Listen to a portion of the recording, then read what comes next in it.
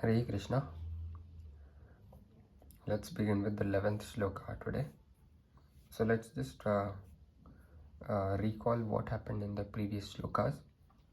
So in the previous shlokas we see Duryodhana was comparing his army to the Pandavas, and he points out some of the great warriors from the Pandavas and from his army itself. He mentions some of the great warriors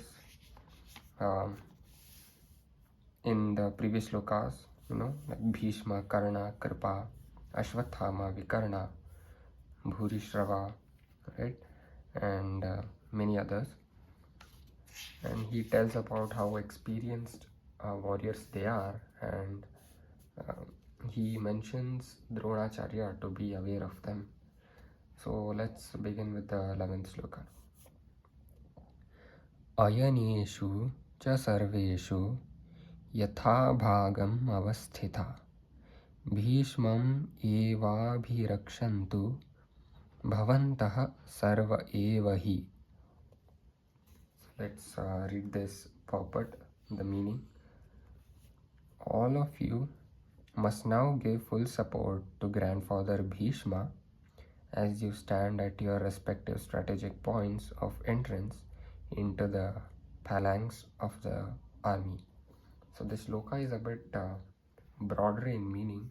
So let's read this paragraph and try to understand it. Duryodhana, after praising the prowess of Bhishma, further considered that others might think that they had been considered less important. So in his usual diplomatic way, he tried to adjust the situation in the above words.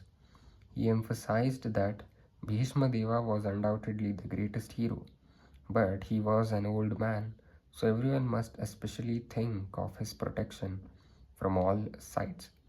He might become engaged in the fight, and the enemy might take advantage of his full engagement on one side. Therefore, it was important that other heroes not leave their strategic positions and allow the enemy to break the phalanx or the formation. Duryodhana clearly felt that the victory of the Kurus depended on the presence of Bhishma Deva. He was confident of the full support of Bhishma Deva and Dronacharya in the battle because he well knew that they did not even speak a word when Arjuna's wife Draupadi, in her helpless condition, had appealed to them for justice, while she was being forced to appear naked in the presence of all the great generals in the assembly.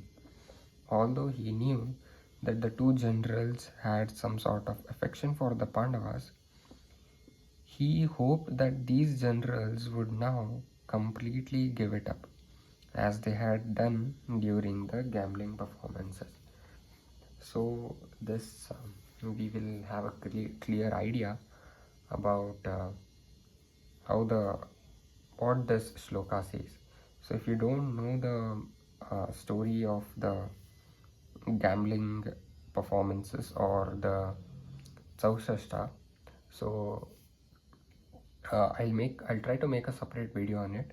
But here he says he has some confidence that Dronacharya and Bhishma are supporting Duryodhana.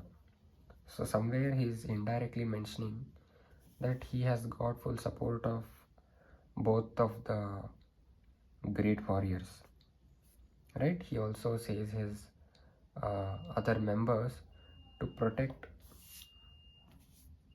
So he says his other members also to protect Bhishma, as he is an old man and he plays an important role in the fighting. So he does not want the enemies to take advantage of his engagement and attack from backside or stab Bhishma from his back. So he's mentioning those critical points. So that's what the 11th shloka meant. Stay tuned for more shlokas. Hare Krishna.